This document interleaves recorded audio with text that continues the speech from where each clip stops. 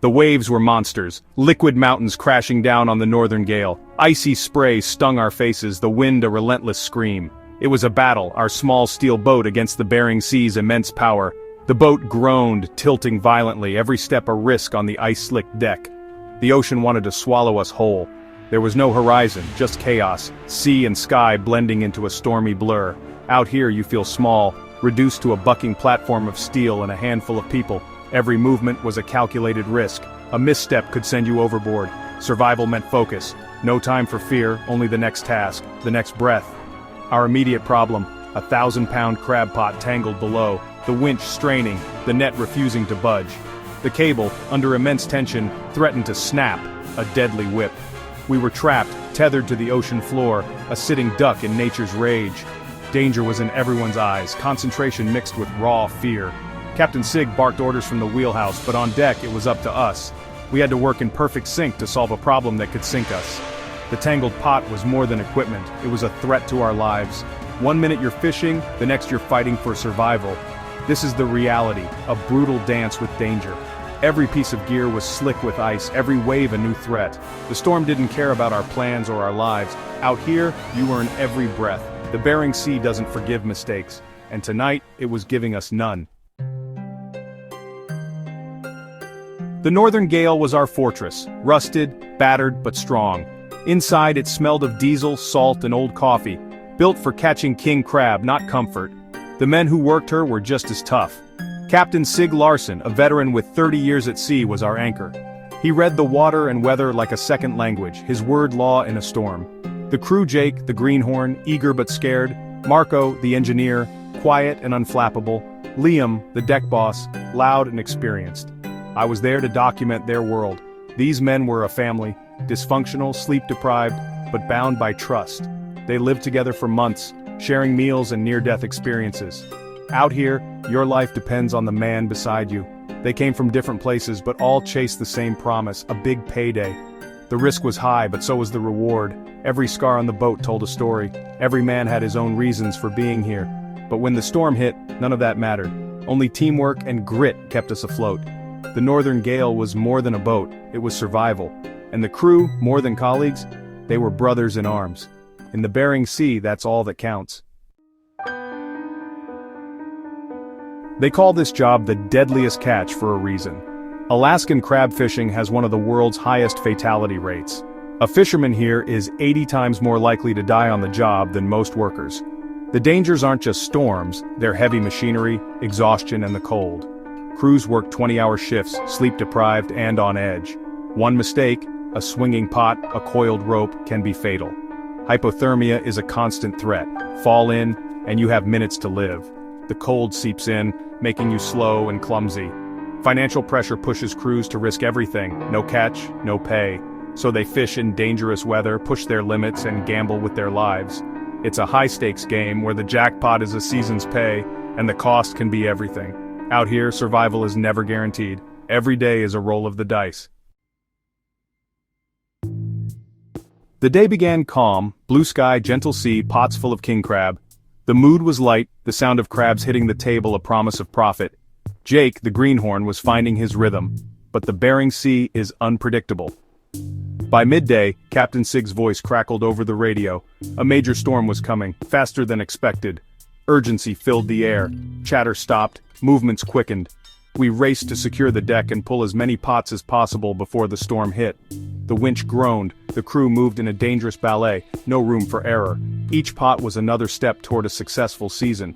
But the wind picked up, waves grew, and the sky darkened. The sea turned menacing, the temperature dropped. The storm was a physical presence pressing in on us. We knew time was running out. The last pots would be the most dangerous to retrieve. We faced a choice: risk the storm for profit, or cut our losses and run. It was a decision between safety and survival. Out here, those choices are never easy. The storm was almost upon us, and we were still on the water. The last pot was stuck, snagged on something below as the storm hit full force. The winch screamed, the line stretched to its limit, the boat held in place like an anchor. If the cable snapped, it could kill. The Northern Gale was thrashed by waves, unable to face them head-on. We were in a dangerous position, the boat rolling violently. Cutting the line meant losing thousands in gear and crab, but risking the crew for equipment was unthinkable. Captain Sig's voice was tight. Try and work it free, but be smart. The crew knew what was at stake. Money, yes, but also control. The sea had us, and we needed to break free. Liam took charge, shouting instructions over the wind. We had to release the tension without disaster. Every wave was a reminder. Time was running out. The boat groaned, the pot a deadly trap. The decision loomed: risk everything, or cut and run. In the Bering Sea, sometimes you don't get to choose. Sometimes the sea decides for you. There was no panic, just action. The crew switched to problem-solving mode, every move efficient and practiced. Liam directed Jake and Marco, trying to change the angle of the pull. Captain Sig maneuvered the boat, searching for leverage. Marco watched the winch, ready to release pressure if needed. Jake secured loose gear, following orders without hesitation. It was a symphony of teamwork and chaos. They tried everything, slackening the line, jerking the winch, but the pot stayed stuck. The waves grew, the boat rolled harder. A rogue wave knocked Jake down. Liam hauled him up, barking, "Stay clipped in!" Pulling wasn't working. The pot was wedged tight. The only option, try a second line from a different angle. It meant someone would have to lean out over the stormy sea. It was desperate, but we were out of options. The boat and crew were reaching their limits. The new plan was risky. Liam would hook the second line. Clipped to the rail, he leaned out with a gaff, reaching for the pot's bridle. The boat lurched, a wave exploded, and suddenly Liam was gone. Snapped free, swallowed by the sea. Man overboard! Panic broke through the crew's calm. In the Bering Sea, minutes in the water can be fatal. Captain Sig's voice cut through. "Get the ring, keep your eyes on him." Jake spotted Liam, a flash of orange in the waves already drifting away. The current was strong, the cold relentless. Sig had to act fast, the pot still anchoring the boat. He ordered Marco to cut the main line.